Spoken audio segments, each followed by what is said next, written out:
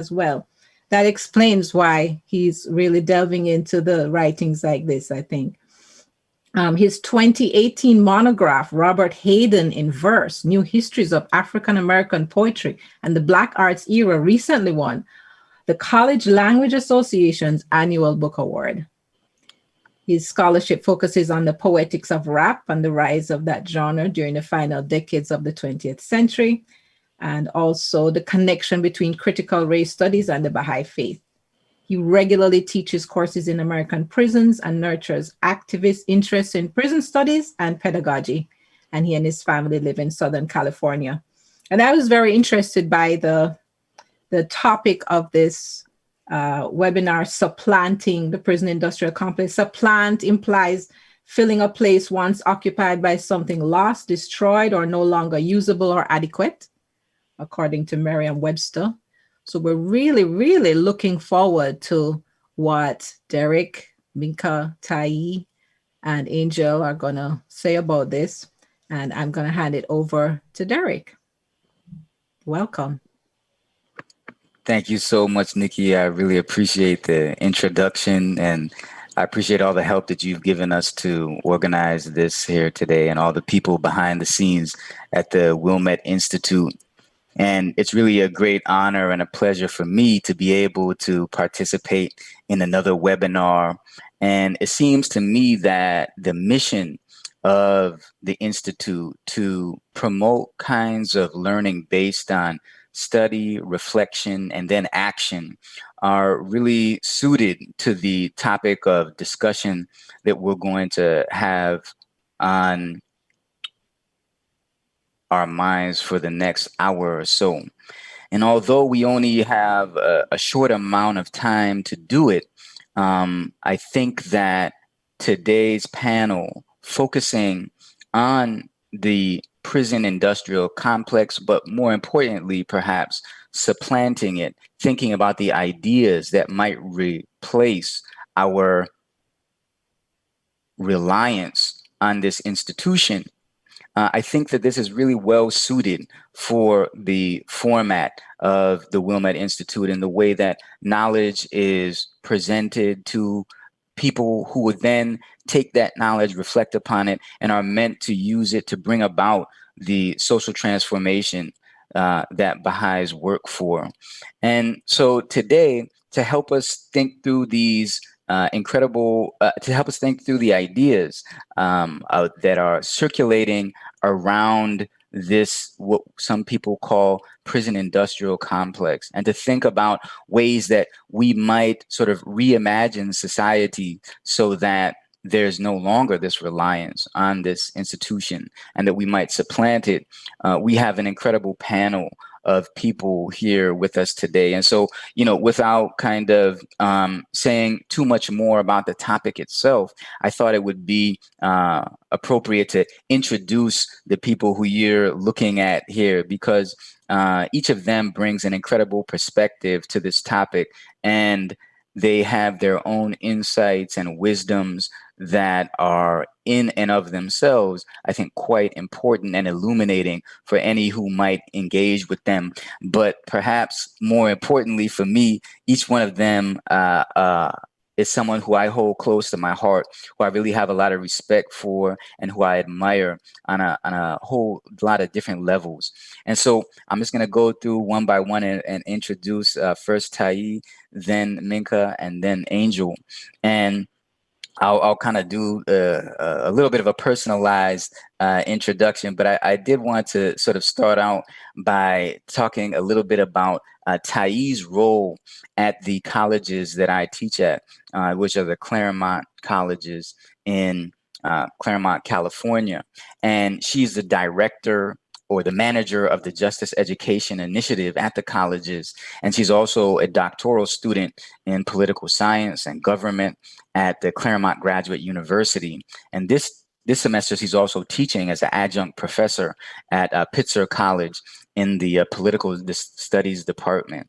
And now she's been working in the justice system for over 20 years. She's taught in 7 California prisons, several juvenile facilities, international prisons, and her work primarily focuses on her scholarly work focuses on the criminalization of Black people in the U.S. and the use of education as a tool for rehabilitation and community empowerment, as well as she works toward legislation that engage the prison industrial complex, attempting to sort of supplant it, as we've been talking about, dismantle it, while also expanding educational opportunities for underserved and underrepresented communities. So that's kind of her, professional bio. But I'll say a couple of things about my own sort of admiration for Tyee. I remember when I first encountered her, and I saw how deftly, how eloquently she spoke to groups of students to begin with. And I was so impressed by the way that she did that. And then I noticed that also she had that same kind of eloquence and understanding in the way that she dealt with groups of faculty. And then I noticed that she had the same capacity to deal with prison administration officials in that way. And then finally, I had the opportunity to share some classroom space inside of a prison with her. And I saw her speak with incarcerated people with the same kind of compassion, eloquence, and understanding. And it began to really dawn on me that she had this incredible sort of range of capacities and a kind of quality that I think is so essential for people who are truly engaged in the work that we sometimes call activism, right? Which is just a undying commitment to the cause that she believes in. She's always seemed to be working. She's handling infinite number of things at one time, and she does it all with such a spirit of compassion and love. And I felt these are such so much in line with a Baha'i ideal that I've just been attracted to her work and her personality since coming to know her. So I think it's really wonderful to have her with us. Yeah. Hi, Tyee.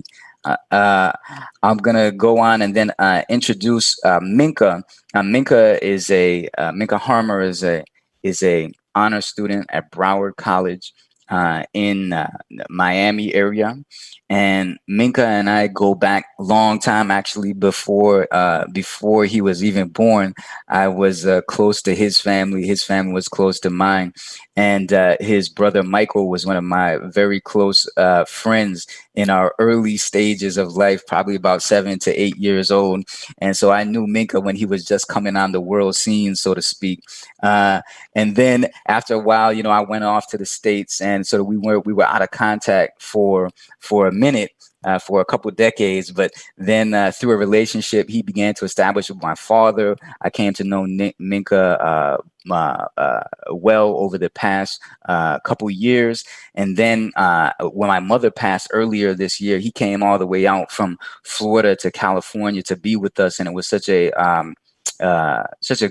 wonderful thing that he did. It's such a gesture of kindness and compassion, that I really, I've been grateful for that ever since, and I had a chance to get to know him better. And I understood that his perspective, his particularly his Baha'i perspective and insight would be something that would be valuable for this kind of a session with the Wilmette Institute.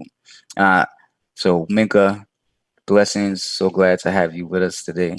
And then finally, Angel Solis is now a honor student, probably magna cum laude student at Columbia College in New York City. He's an incredible intellect, and I heard of him before I met him. And I first came to know Angel at the Green Correctional Facility in upstate New York, Coxsackie, New York. And there was a friend of mine who was teaching in that facility before I got there. And he told me about this guy, and he said, man, this guy is incredible. Like, he was in this class and we were reading some poetry in Spanish, and he offered an analysis of this poem that sort of offered alternative translations to the Spanish text and a variety of interpretations in English. And it was something I had never seen. I was like, all right, let me meet this cat. And so when I finally had the opportunity to work with him in an African American literature course that I taught, was clear that here was a man who had a kind of curiosity and a commitment to understanding and learning that was kind of unparalleled. And so in almost any college classroom that I had been part of. And so over the years, it's been wonderful to get to know Angel, not just, of course, for his great mind, but also for, again, the compassion that he has, the commitment to ideals of oneness and equality for all humanity. And so I really wanted to just assemble. That's why I'm sorry for this long introduction of each one of them, but I really wanted to assemble this kind of like dream team of minds and hearts to really talk about the idea of the prison industrial complex, as we call it, as some people call it, and how we might think about it. Sort of, I have these two ideas in mind, right? One is a very sort of brief, because we're so pressed for time, a very brief primer on like what are important things for people to understand about the American prison system today. And then secondarily, how might people who have a Baha'i perspective, or a perspective that is resonant with Baha'i perspectives about the need to create societies based upon the ideal of human oneness, how might those kinds of thinkers also think about the prison system? Right. So without me going on much further, what I wanted to do is just kind of present that first question to our panelists, right? So my first question for them, and we could maybe like throw this up on the screen. I think we have the capacity to do that. My first question was, what are some just basic things that people should probably understand about the American prison system as it operates today, from your perspective? And I think I wanted to begin with Tai, and then Minka, and perhaps Angel, you could go third on this question. So Tai, if you're encountering someone who doesn't know that much, what are some critical things for people to understand? Hello, everyone. Thank you again for having me. So just to get right into it, I think some of the things that we really need to, number one, understand about this whole prison industrial complex. The U.S. has nearly 2.5 million Americans that are currently in prison. And so when we think about that number, and we think about the whole world, the U.S. literally imprisons nearly 1/4 of the entire population. And so this is a big issue. Now, I know here in California, where I am, it costs the state $81,000 to incarcerate one person for 1 year. I work for some of the most expensive colleges in the state of California, and they are cheaper than $81,000 a year. And so when you think about this, and you think about the fact of what this money is going towards, that we spend on the prison system, it's going towards security, right? It's going to lots of things. It's not really going to rehabilitation. So I know in California, the California Department of Corrections and Rehabilitation literally spends 0.1% on rehabilitation. Again, I'll say that. That's 0.1% on rehabilitation. And so, although they are called the California Department of Corrections and Rehabilitation, that rehabilitation is really missing. And so when you have a person that is entering the prison system, to think about the way they are dehumanized, to think about the way they are degraded, to think about the way that they are literally stripped of everything, I think that we as a community need to recognize that someone being in prison doesn't mean that their humanity should be stripped from them. Doesn't mean that they shouldn't be given every single opportunity to rehabilitate. And a lot of what I focus on is rehabilitation through education. There's lots of research out there that shows that the more educated a person that incarcerated gets, the more education they get, the better their life chances are for re-entering society, the less opportunities they will have to recidivate and end up back in prison. And so when we think about creating this whole new system, we have to realize that it's a must. The system that we have in place is inadequate. It is not increasing public safety. It is not, helping people that have fallen on bad times, ended up in bad situations, turn their lives around, rehabilitate. it's not doing what it is meant to do.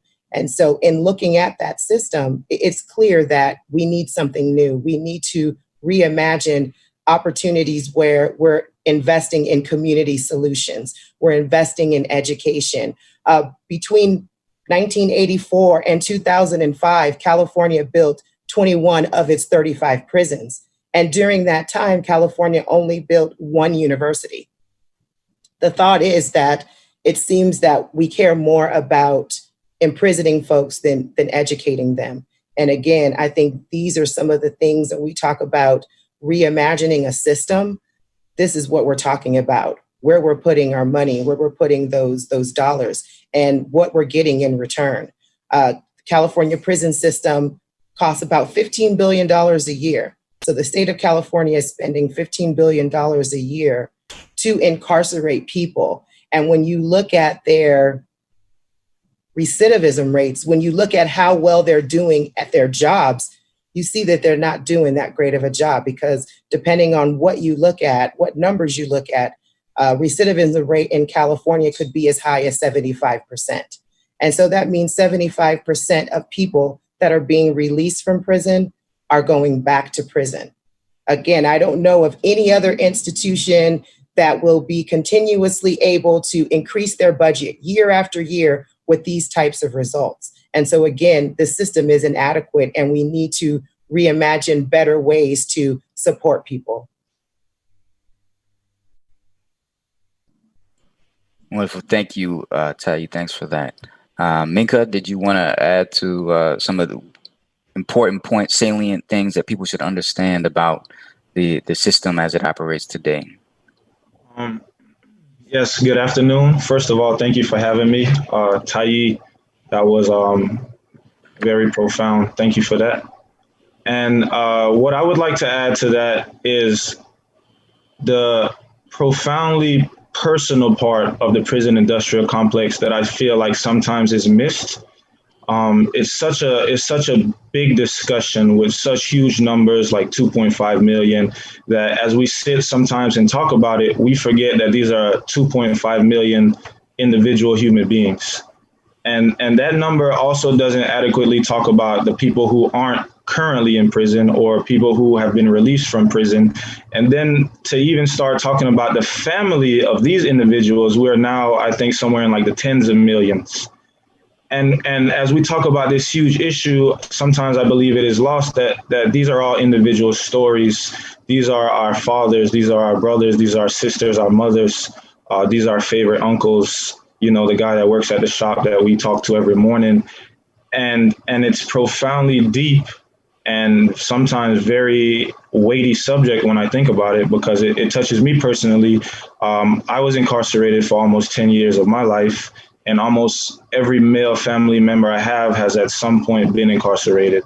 So these things touch my life on a minute by minute, second by second basis. And for a large group of people, I think they forget that these are human beings that we're talking about. So I would just like, as we continue further in the discussion, that people kind of keep that gravity as we talk with these statistics. These are actual human beings who are alive, who are feeling this pain.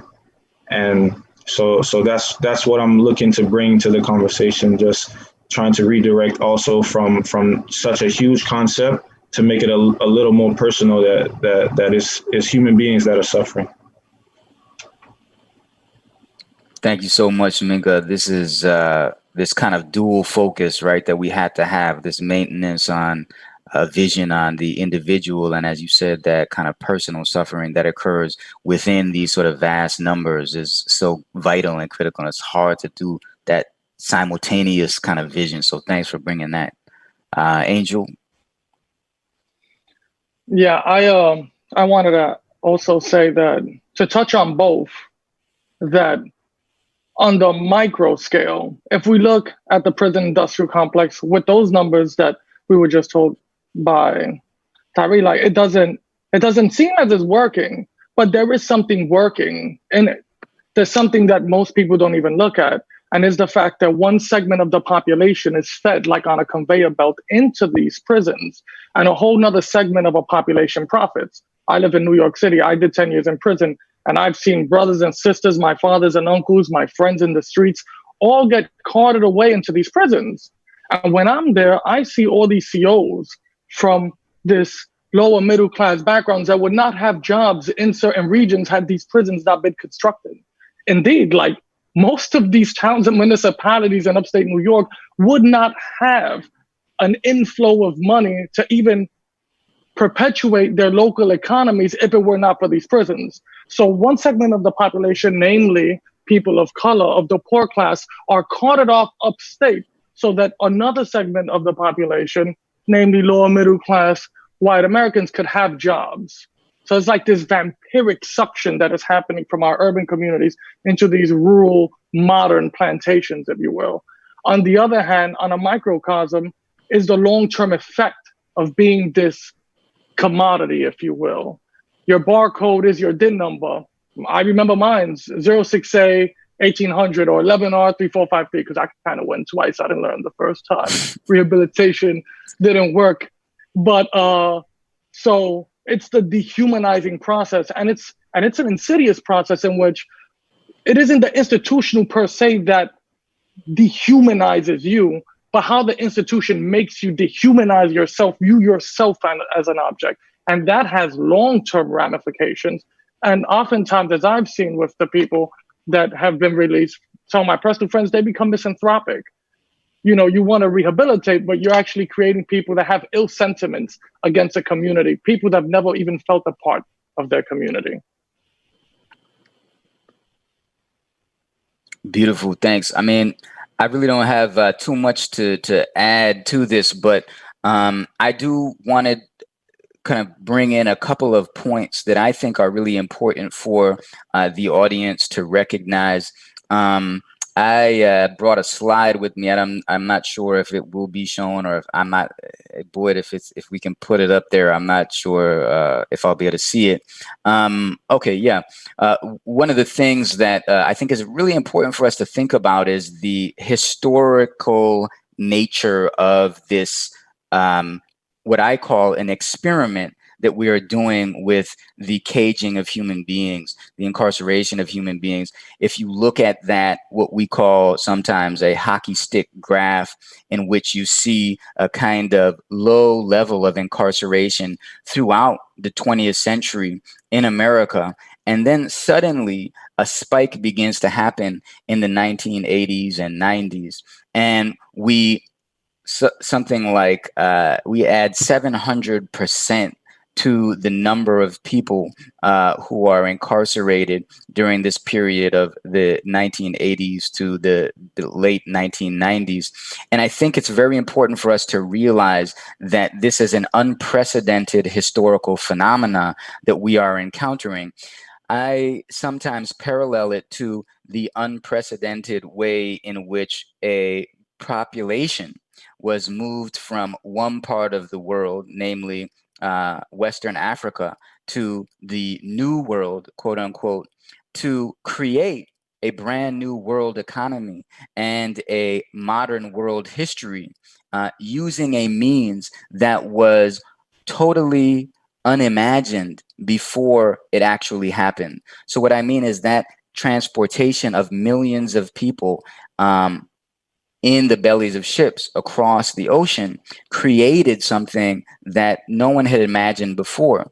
I don't think it's too far of a stretch to see the massive rise in incarceration over the last 20 to 30 years as a similar kind of experiment in the formation of human societies. No other people has ever tried to incarcerate and put in cages such a large number of people in their community. Yet that's what we're doing. I think it's also important to recognize the time period in which it occurs after the what we call the civil rights era, in which there were expansions of opportunities and citizenship rights for people who were not white at a kind of in a way that had not been experienced before in American history. It is telling that following that, we had the emergence of this new regime of I would call social control. right? And it also coincides with the eroding of the social safety net, in which opportunities for people to have support from their government in the form of things like medical care and education, and even nutritional assistance were steadily eroded. And during that time, it coincides with the emergence of this massive prison regime that we have today in America. So those are just a couple things that I think we might kind of think about as we consider, this prison system that we're dealing with today. But I wanted to go on to have us think in ways that are perhaps unlike that which we see in the sort of discourse which is customarily given to us about the prison industrial complex. There is so much good information on the internet and so forth about this system. And one thing that I think we can offer here is a perspectival approach to the prison industrial complex, which thinks about that in relationship to an ideal of human oneness. Right. So what I really wanted the panelists to sort of speak on is what is the relationship between this ideal, which is at the heart, is a pivotal principle of the Baha'i faith, that of bringing about and bringing together humanity in one human family. How does that then interact with this social system that we see today under the title of the prison industrial complex? So if any of you have ideas about that, I would love to share that with the audience. Maybe Angel, we can go in reverse direction. Angel, you could start us out, and we'll go back to Minka and Tai. All right. Well, in my esteem, I think that prison works against the principles of human oneness at the very inception of its operational timeline, via the violent extirpation of the individual from its place in society. When the bars of the cell close for one, those bars might as well be a guillotine, that upon closing, it severs the individual thread from the social fabric.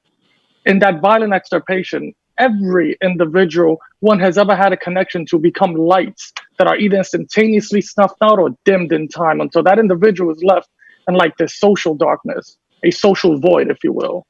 Nevertheless, in that social void, a new identity arises. Like you become this categorical felon, criminal, animal, or a number. A new collective is erected, if you will, like a collective that all passes through this re-socializing, dehumanizing experience of intake.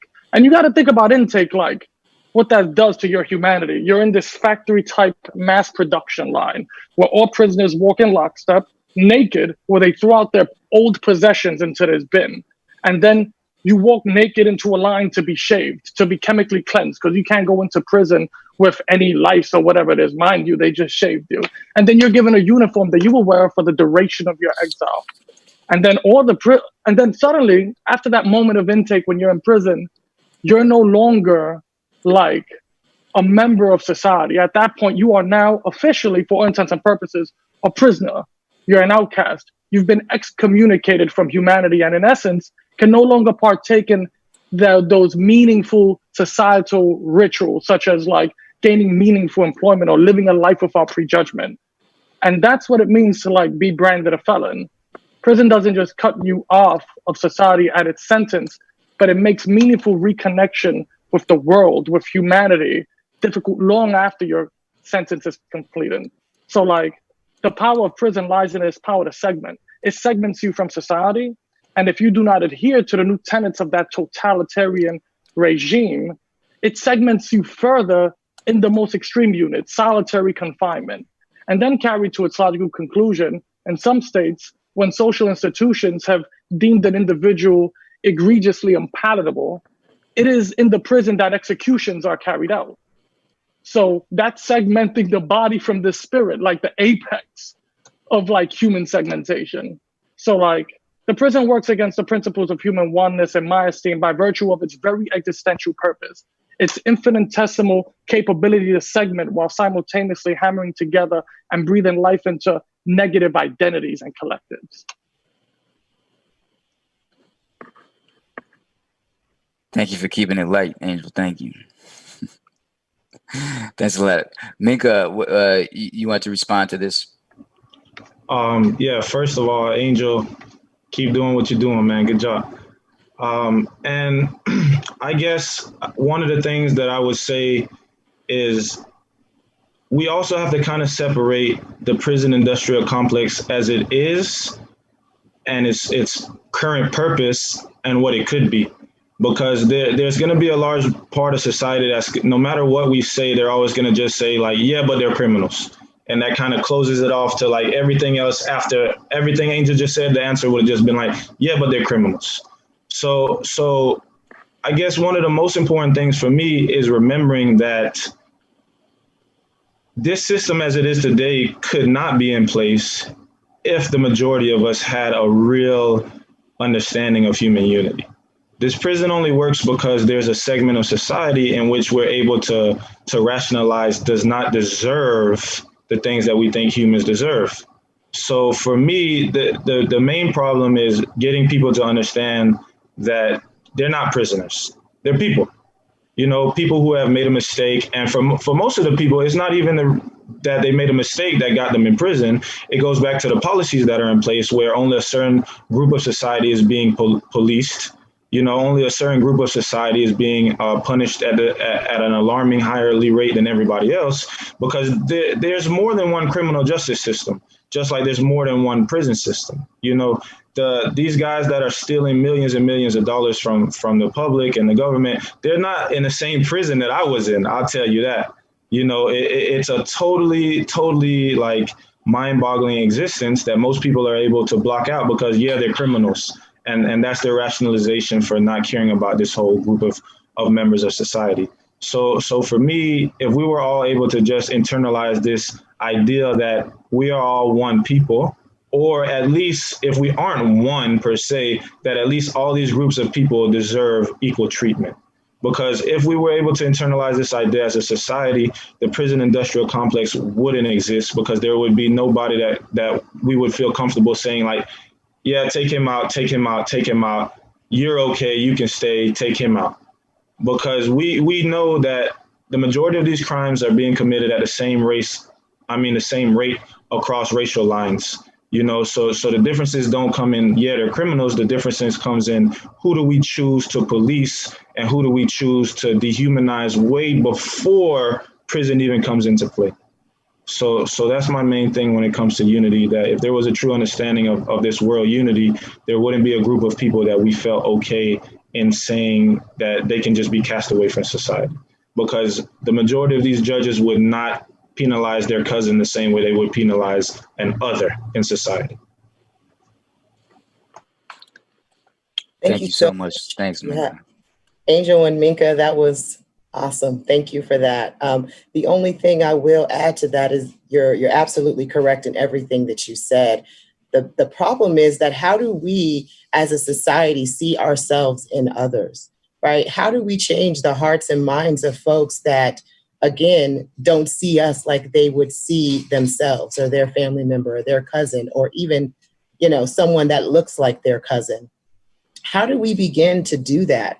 And I think we see some of these tides kind of changing in, you know, people that are recognizing that the system is flawed, that, you know, it's racist, that it is not applied the same across the board. I mean, we can just look at the prison system and see that, right? Black and brown people don't make up a large population of the overall people that live here in the US, but when we look at their representation in the prison industrial complex, we see that these laws are being applied differently. I mean, we had an incident where we just had a 17-year-old kill 2 people in cold blood and murder a third, right? And they're on the news talking about his hopes and dreams, you know, but yet we know if that shoe was on the other foot and that shooter was a black person, a black kid, he would be called a thug. We wouldn't be talking about his hopes and dreams. We would be talking about his background and all the trouble he had gotten into and looking at his mother and his father. And so again, how do we as a society begin to really see each other, begin to step into someone else's shoes, begin to empathize, begin to show that compassion? I think that's That's really what's missing. And unfortunately, that's not the work of Black and brown folks to do. We need to work on building ourselves up, seeing each other, because that's, something else that I think would build up our own society, is if we begin to see each other as one, right? As brothers and sisters, as people that are needing of support whenever we do need that support. And so I think, when it comes down to it, we're not going to change society until we change the hearts and minds of people, because people make up society. People make up the jury pools. People make up, these laws. And so how do we get them to see the humanity of folks when they're making these laws? And I think it starts with some of the programs that we run at Claremont. So we have an Inside Out prison exchange program where we're bringing our Claremont students, our outside students, inside to co-learn with our inside students. And this is a way to begin to break down these stereotypes, these myths that you may have about people that are residents in prisons. And I see our students as these future leaders, right? These future policy makers, lawyers, judges, doctors, that will look back on these experiences and be able to empathize and be able to, not have a stereotype that they've seen on TV, but actual real life experience. And that's how we begin to, I think, change hearts and minds. Thank you, Tai. And I'm so grateful that you brought in this idea of the transformation of the inner selves of people, because that's one of the things that I wanted to bring up next. If I can just add a couple of thoughts to this idea of, human oneness and the way in which that ideal is so much in contradiction with the reality of the prison system, which has been sort of elaborated so eloquently by the panelists, affects certain groups of people and is used as a kind of tool for segmentation, and then it seems to be exploitation and appropriate and stigmatization of groups that are already stigmatized, right? So one might say that it's impossible. It would have been impossible to see the rise of this mass incarceration regime without the existing stigmas that we know have long histories in America and probably in the modern world, right? And it seems to me that the prison system is simply a addendum, something that has been added on to this fragmenting impulse in human beings to separate out one another and then use power to hurt others and to raise up an empowered class. And that the prison system kind of acts on that age-old process that we need to begin to transform through the establishment of new kinds of communities based on true understanding and compassion between people, and that happens at the level of the human heart. And so, on the one hand, while we work for policy change and to eliminate these systems which are immediately dangerous and oppressive to people, at the same time, we think about how is it that we can change hearts. And sort of Tai brings up this educational program that we work with here at Claremont. But there are, of course, many other ways to do that. One of the things that I'm personally interested in hearing you all talk about is the relationship between your own kind of inner journey, if you will, right? Your own kind of refinement of your inner self and your commitments, your personal commitments, and then your work to better the community that surrounds you. In the Baha'i faith, there is a pivotal principle which we sometimes think of as what's called the twofold moral purpose, right? A twofold moral purpose is that, each human being has a responsibility to refine their inner world, right? And as they do that, also try to make positive change in the environment that surrounds us. there's a key quotation from the Baha'i writings that we might put up on the screen here, which teaches us that the human heart cannot be segregated from, we can't segregate the human heart from the environment that surrounds us and think that, or say that once one of these is reformed, everything will be improved. Man is organic with the world, and his inner life molds the environment and is itself also deeply affected by it. The one acts upon the other, and every abiding change in the life of man is a result of these mutual reactions. And so I'm really interested to know about how you all kind of think about this inner world, like your inner self, and then your efforts in the communities and the society that you inhabit. So maybe we can start with Minka on that one. You know, can you speak a little bit to that relationship? Yes, Derek. So, like I said earlier, I myself was doing some covert investigation of this prison industrial system, you know, just trying to get an inside view, see what it's like. So I had a really, really good friend, something like a mentor to me. And one day out of the blue, he gave me this really like off the hand quote. And he said, yeah, me. He said, time can do two things. He said, it can make you fine like wine or it can spoil you like milk. And he just walked off. And I was like, okay, Buddha. So I chose to take my time away from society. And as difficult as it was, I really tried to commit myself to being a better person. And that was a very deep, ongoing, and very transformational journey that I took. And so 10 years of that, and then you come home and you realize that a lot of the stuff that you practice without context, you know, and that goes into what Angel was talking about this huge separation. And as you grow as a person, totally separated from society, there's a lot of things that you're missing. And a lot of these things that I thought I had under control, it took me even still working on them 2 years after my release to really conceptualize how these things work, you know, in real life as an adult, which it was my first time doing.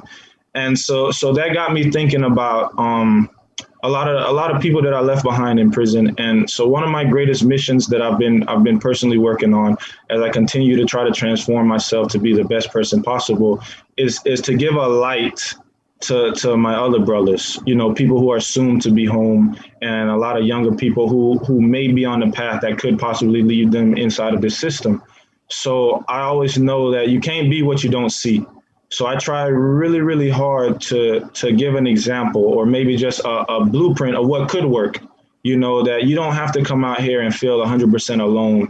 Like I use a large part of my time and a small part of like my personal emotional cachet to really stay in contact with people that I've met while in prison, people after they have come home, people who are soon to be home, and to just give them the best guidance that I can with what I'm finding. And even after I see them come home and start their journey, as I see them go through certain struggles, it also helps me to reconceptualize those struggles, put it back into my own life. And it's like an onward spiral where I'm feeding off of their energy as they're feeding off of my energy. And we're trying to just create this network of healthy, rehabilitized, like human beings, because the system's not doing it for us. And that's one of the biggest things that I feel like people have this misconception. They watch TV and they always say like, oh, you could have went to school, or you could have did this while you were in there. And like a lot of those programs don't exist, or if they do exist, they're like a skeleton program. And it really falls back onto us as a community. And I look at that as another community that I'm personally entwined with, people who have been incarcerated. And a lot of times it's going to fall on us to help each other, because there's a lot of difficult situations that if you've never been in this situation, you really don't have the context to start working on healing that situation. I know a lot of people who go through like trauma on the outside and grief within the family, they only find solace in talking to people who've already been through that situation. So for me, it's an ongoing journey of continuously working on myself while trying to help others in a similar situation work on themselves, and we can work with each other. That's so deep. Thank you, Minga. Thank you for bringing that. Angel, do you want to speak to this one? I will say that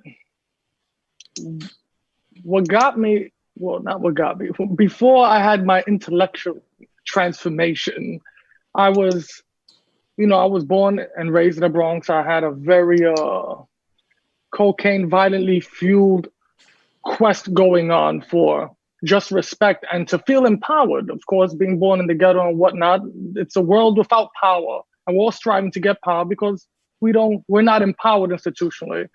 So I never really viewed human beings as human beings. I looked at them as objects, rungs in a ladder to like attain more power, to feel more important. And when I went to prison, the only thing that changed was now instead of objectifying others, I began to objectify myself more mechanically, feeling even less human than before. My intellectual awakening, which happened hand in hand with my connection with humanity, was when professors volunteered their time and taught us in college. That changed me fundamentally. I began to read books and start to understand my place in society, why things were the way they were. But more importantly than that was the connection with the professors. Like Dr. Smith was one of my professors in prison. And like, he's a great example. When he came in every time, he didn't see us as a number. He didn't look at us as animals. He treated us like humans. He connected with us on a human level. When he looked at us in the eye, it wasn't to instill fear, but it was to convey compassion. I never felt like an inferior. I felt like he was holding my hand and walking me through something. And that type of mentorship completely changed me. Each of these professors came in like a rushing river, and I was this rock that was just little by little being chipped away and being made soft. And now that I'm out, one of the things that I always try to do is, like Minka, I try to help others. I work with kids that are at risk and have open court cases. And I try to bring that humanity in that very cold place. I try to make that eye contact, be that friend, because ultimately we can have all these professional relations, but ultimately we're all trying ultimately, other than chasing our subsistence, but to connect with one another. We can't be cold. I understand that sometimes we need professional boundaries, but I never felt those all like cutting off boundaries with my professors in prison. They genuinely felt like friends. And that's what I try to bring every day with like the people I work with these kids, because they need it the most. And also with, my correspondence with individuals that are still in prison, because if they're still in prison, a part of me is still in prison too. So, and it's just trying to bring that human connection in the everyday things we do. And the things that I still struggle with, which come hand in hand with intellectual awakening, is probably arrogance, my hubris. I always have to try to be humble. Remember that, talking a certain way, acting a certain way can bring a false sense of superiority that doesn't exist. That just further segments us and can like hamper our ability to connect. So humility is the one thing that I'm always struggling with, and it's a daily battle for me. It's a beautiful, Angel, as always, beautiful. Tai, speak to this. Yeah, thanks so much for that, Angel and Mika. Really, really powerful. And I think speaks to a lot of the work that I'm passionate about. And my work, and being passionate about this work started as a kid, growing up in a rough neighborhood, having violence all around me, getting pregnant at 14, dropping out of high school at 14. And, just that process of really healing yourself. And it took, again, those strong mentors that really looked out and said, I see you. And that's what I try to do when I enter any and every prison that I've ever been in is I see you. You're me, I'm you.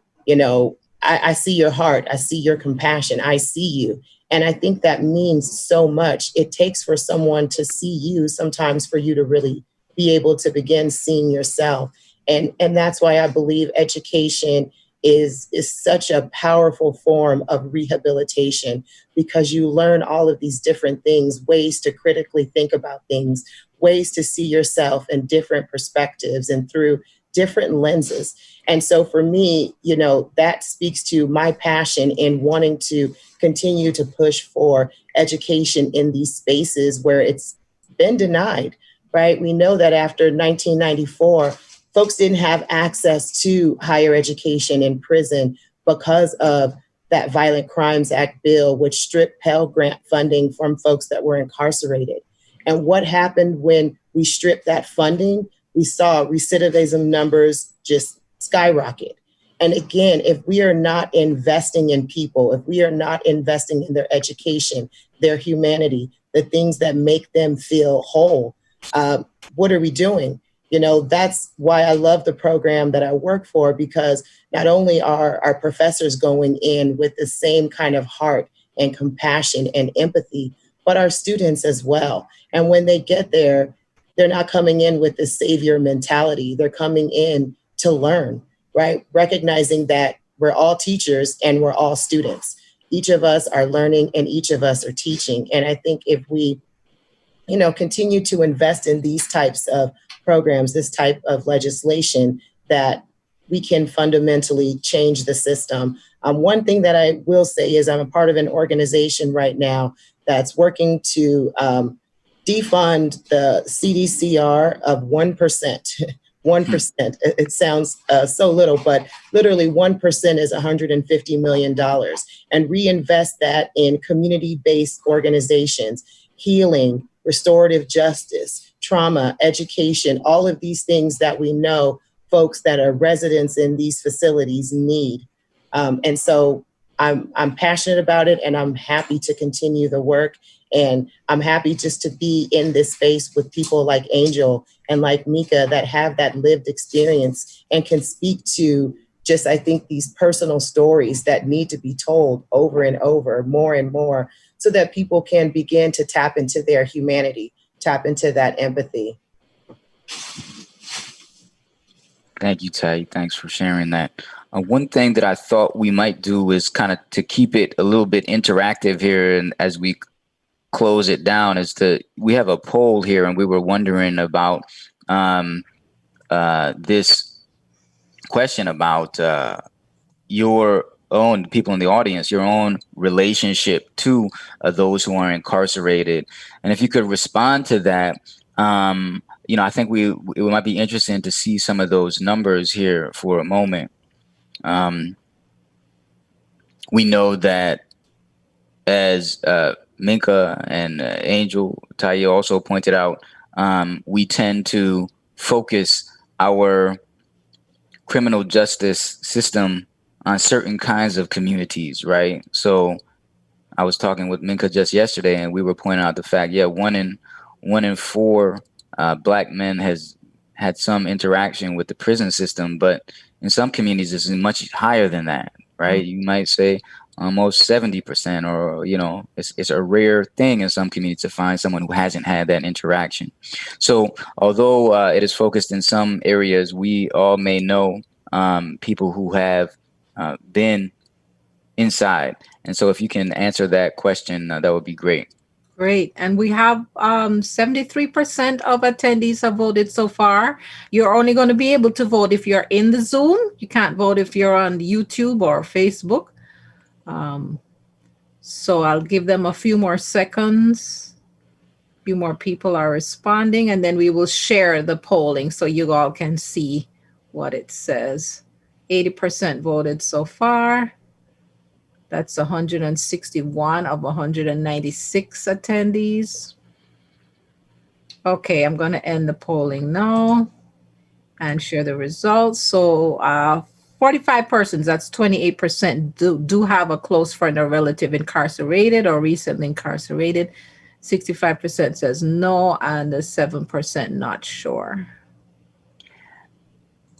So I thought that was that's interesting to think of those numbers in light of what we heard the panelists just talk about, was the importance of human connection, right? As Taya put it, when a person, either explicitly or implicitly says, I see you, to another, to a person who's experiencing incarceration. And so for those of us who know people who are incarcerated, we may think about what are the means by which we can reach out to these people, to form this human connection, to reassure them of our recognition of their true humanity. And for those of us who don't have a close friend or relative who's incarcerated, what are the opportunities for us to find someone who has experienced incarceration in their past and form a relationship with them, demonstrating our own personal understanding and appreciation for their own humanity, right? These are the very, I think, simple kinds of acts that may be recommended to us, right? There, of course, as we've said, there are these two ways of engaging, I think, on this sort of large structural systemic level where we get involved in organizations and the like. But there is also that very important, intimate kind of human relationship that every individual has the opportunity to advance. And we might think about how we personally can do that. As we sort of get toward this is the final question, I thought it would be important for the audience to think about, like, what are some resources, a book or some other kind of resource that you all have found valuable in your own lives? And if you could present those to the audience, and then just, quickly sort of explain why it's an important text or resource for you, and then maybe others will find a similar value in it. I think that would be valuable. Tayi, do you want to speak to that question? Thank you so much. It's been an honor to be with all of you. I think there's lots of different things. We're now at a time where there's so much happening. There's so many ways for you to get involved. I would look at what you are passionate about and what's happening in your local area. I would recommend a book called Prison Race by Dr. Renford Reese. This is one of my mentors. This is the person who really got me involved in teaching in prisons and doing this work. He's an amazing person. Thank you. Susan Burton has an awesome organization, definitely to support grassroots law, depending on, again, what you're interested in. And then finally, again, look at any type of volunteer opportunities in your neighborhood locally that you can get involved with. I know right now, because of COVID, a lot of prisons have shut down that face-to-face communication. And so there's a lot of writing campaigns out there as a means to stay connected.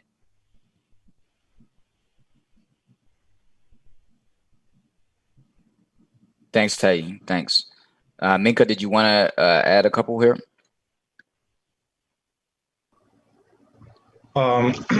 Yeah, so one of the books I read early in my incarceration was called Makes Me Wanna Holla. It's written by Nathan McCall. Nathan McCall is an award-winning journalist, and he wrote it's basically like a life story. It's not like, it's very simply written, well written, because he ended up being a journalist. And it's just about his life as growing up in, I think, Virginia, and then he ended up going to prison, and then he ended up working at a national newspaper. So what was so informative when I read that book was how similar like the story was. Like, I read the book and it was as if I was reading my own story, like all the way from how he grew up, things that were going on in his teenage years, all the way to when he actually went to jail, court, and prison. It just seemed eerily like similar to my life. And the longer that I was in prison and the more I spoke to people, I realized that like 80% of these stories are the same. And so that got me thinking and got me realizing that the problem wasn't what I thought. Like, I always looked at it as like, oh, this just system. I broke the law. I got arrested. Like, that's how it works. It's not a big deal. It's my fault. I took responsibility early for my actions. But after I started seeing this common thread in all these stories, I realized that it's something much larger going on. It's a system, like, and it's an industrial complex. Like, it's large, well-ran, well-built system that is meant to gobble up human beings and spit out numbers.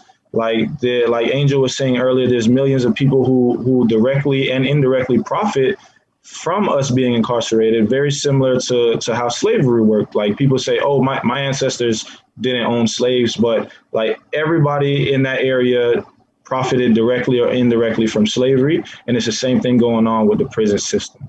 So that was a wake up call for me when I first read that book. And then another one was Before the Mayflower. And that book was written, I believe his name is Leroy Bennett Jr. And it's just a book about African-American history, but it actually starts prior to slavery. And one of the biggest lessons I learned in that book was a lot of the things that we won in the civil rights movement, we actually lost. Like when Black people first came here, we weren't slaves right away. You know, there were a lot of people who were indentured servants or, you know, people who came by means of other countries. And then slowly here in the United States, they codified these laws to take away our vote, to make us slaves for life. And that gave me like another link in this long timeline where you start realizing that there's a pattern and a system that's being put in place and ran the way it's ran specifically to create an outcome. And so a lot of people say, oh, the justice system is broken. Well, actually, it's running well. It's running exactly how they created it, probably on hyperspeed right now.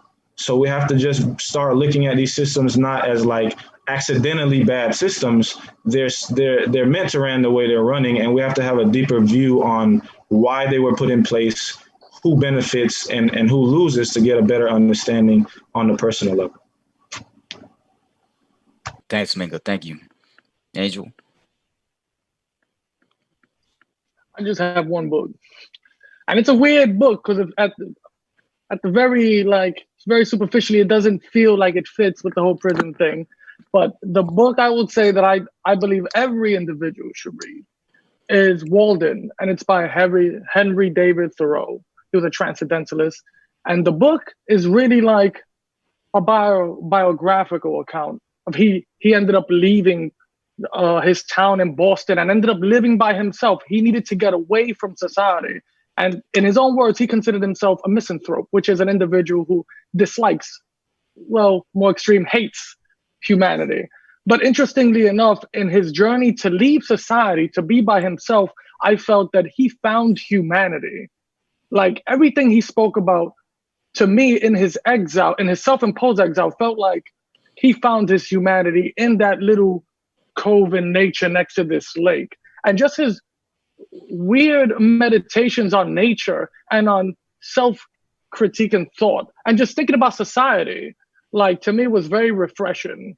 And it was interesting because I read this while I was in prison on not a self-imposed exile, but on an imposed exile. I didn't, just walk into prison and be like, I'm here, like Thoreau did to go to Walden Lake.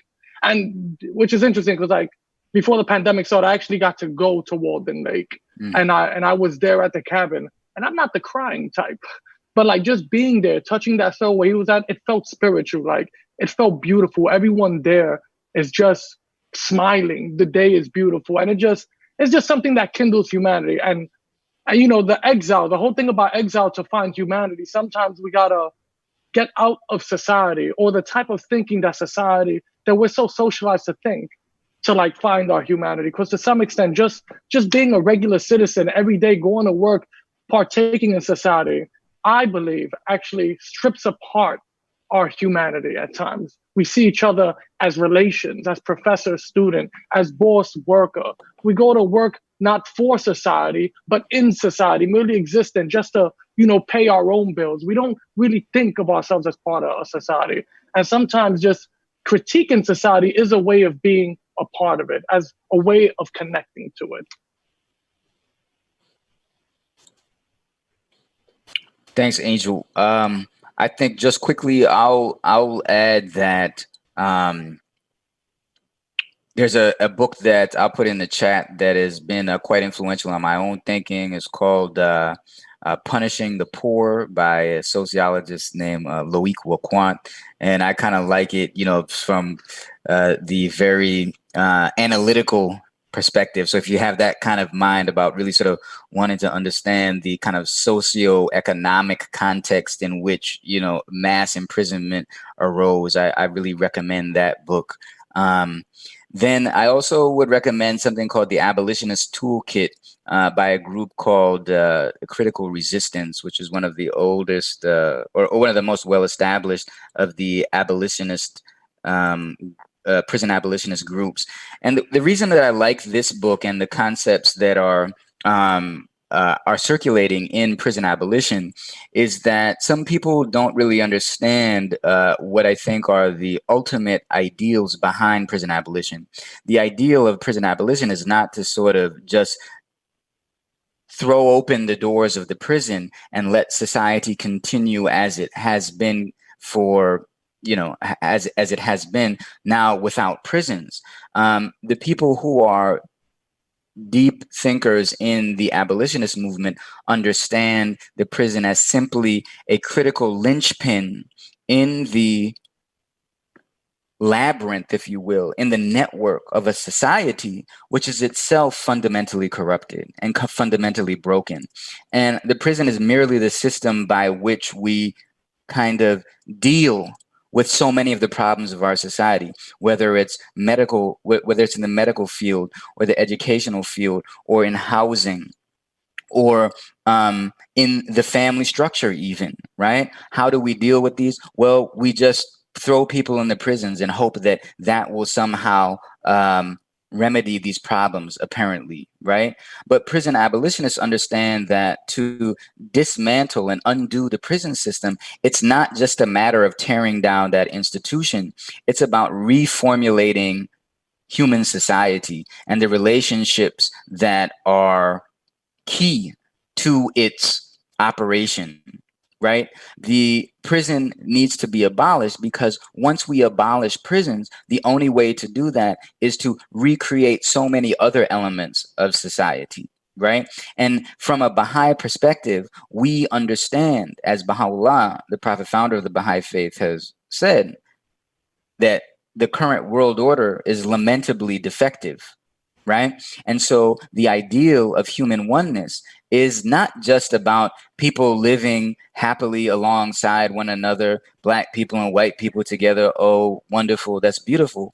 No, it's about absolutely reconstructing and reconceiving of the human relationships that go into human societies, that build human societies. And if we're going to do that, we need to reconceive so many of our social institutions. We need to supplant so many of the existing defective systems and replace them with ones that allow for human flourishing. And it seems to me that one of the key institutions which is in need of desperate supplanting is the prison system, which is so oppressive and so fragmenting and so at odds with the ideal of a humanity that is bound together by true bonds of love and unity, justice and equity. So it seems to me that thinking about getting rid of the prison system is a good way for us to think about how to reimagine education systems, right? How to reimagine media representations,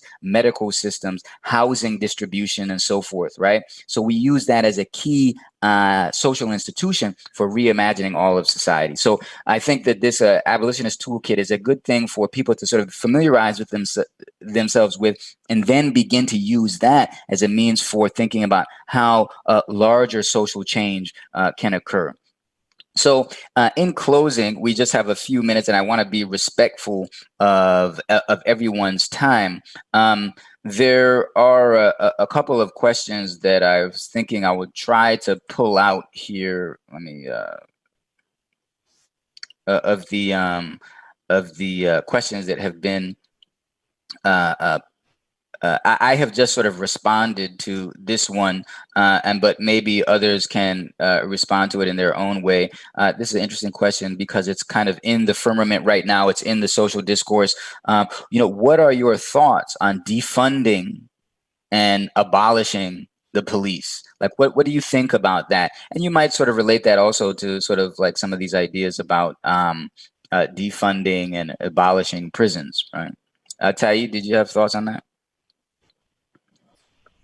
So for me, I support the move to defund these police departments. In the height of kind of COVID, and then with some of the protests that were happening, you saw this stark difference between states having the money to provide PPE for our frontline workers in hospitals and, EMTs and so on. But yet when it came to protests, these police departments and sheriff's departments were armed with tanks and all of this equipment. And so when you look at the bloated, I think, CDCR budget, the overall prison budget, you can definitely think of ways to defund, right? Cut those budgets and reinvest in those community solutions. And the reality is, as the prison industrial complex has continued to grow and grow, it's left less money for those social safety nets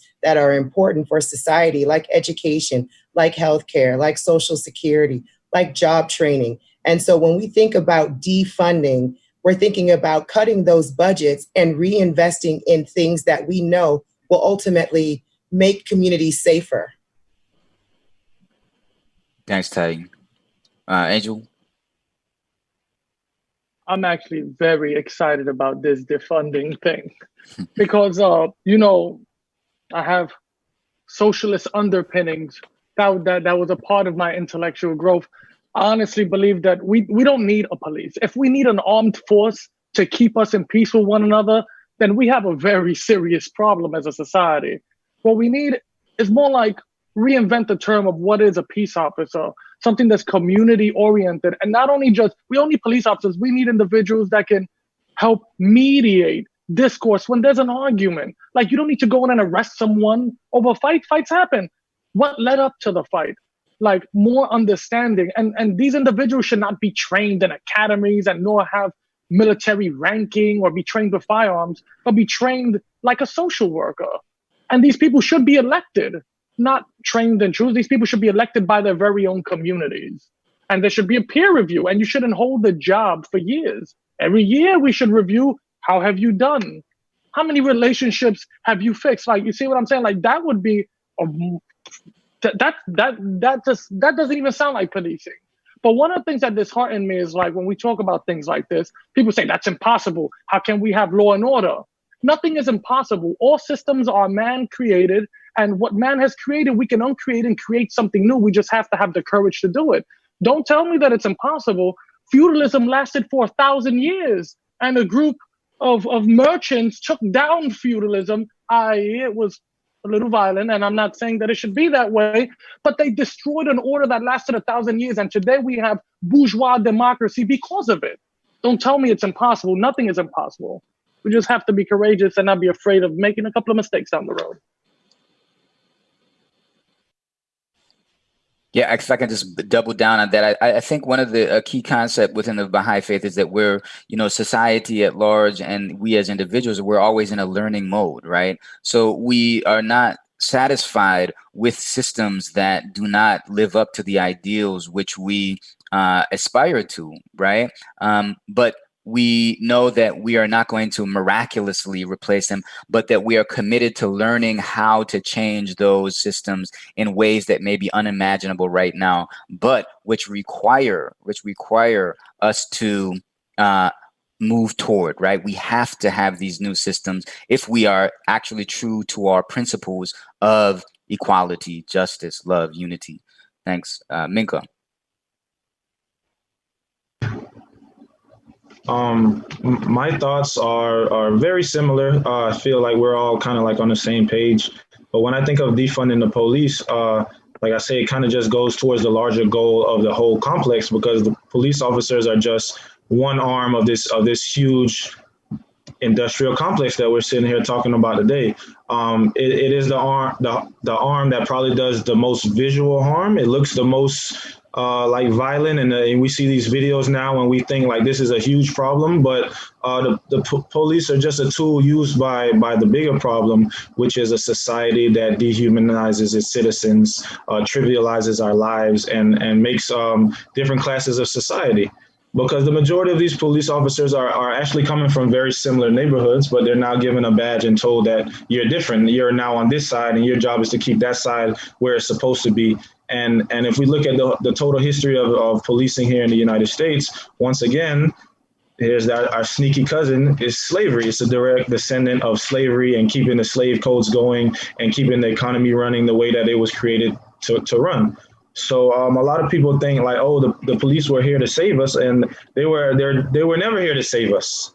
In most communities where like problems were, if you look back in American history and world history, most things were dealt with by the citizens. You know, maybe some people that were given a little bit more elected power to choose whether this person is right or this person is wrong, but the police were never a part of that equation. It wasn't until we had a huge part of our population that needed to be suppressed and needed to be controlled that now we feel the need to give a lot of random people guns and say, hey, this is your job. Don't let them cross this line. Don't let them talk to you this way. Don't let them look at you this way.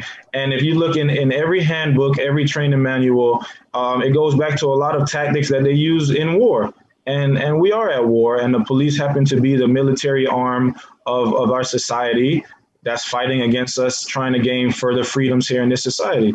So when we talk about defunding the police, we all have this broad idea of what the police are for. And I think we kind of need to divorce those ideas because we can, like Angel said, there are people who can help us solve these problems that don't have to be armed with military style weapons.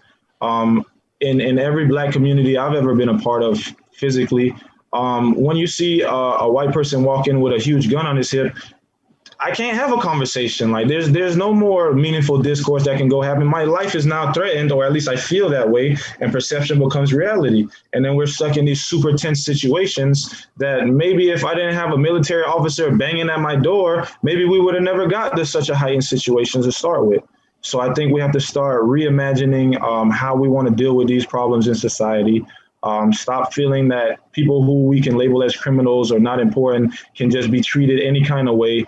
Like I've even been in situations where I was having a discussion with a police officer and I had to put handcuffs on my hands.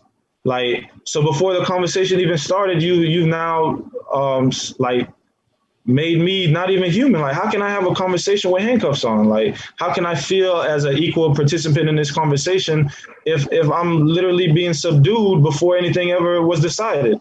So the whole system for a lot of people, they never see that side of the system. They're so amazed by these videos that are surfacing nowadays, but it's like, this is a problem we've been talking about for 100 years. You know what I'm saying? This has been going on in my community from day one. Like all my thoughts of the police are 100% different than like when I'm in college and I'm listening to other people talking about the police. Like our ideas and experiences are so like different. They're so far from each other that a lot of these conversations we're having don't make sense to people who don't have these ideas, or at least have taken the time to think about the reality from somebody else's point of view. You know, like for the kids that grow up seeing this kind officer in their school protect them all day, they would never imagine that he'll be out on the street shooting unarmed citizens. If you told them that story, they'll look at you like, who? Not Officer McGee, never.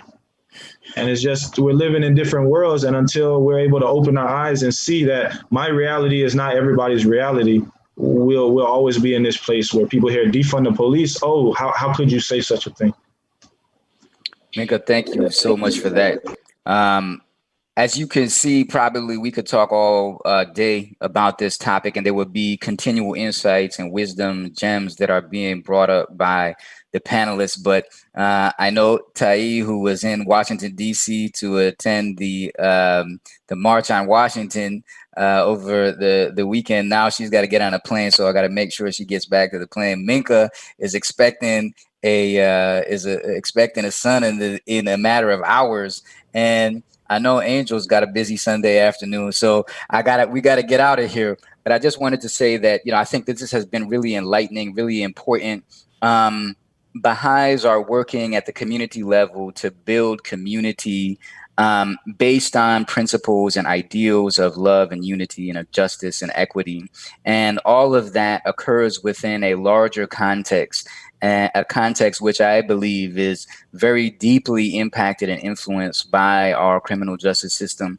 And I think today, in a very short amount of time, relatively speaking, an hour and 15 minutes, we've been exposed to a whole range of perspectives and ideas that people who are committed to the oneness of humanity, people who work towards those ideals, need to be exposed to. These perspectives are illuminating, and they will empower us to think more effectively about how we can work in our communities to bring about greater degrees of unity and between all people.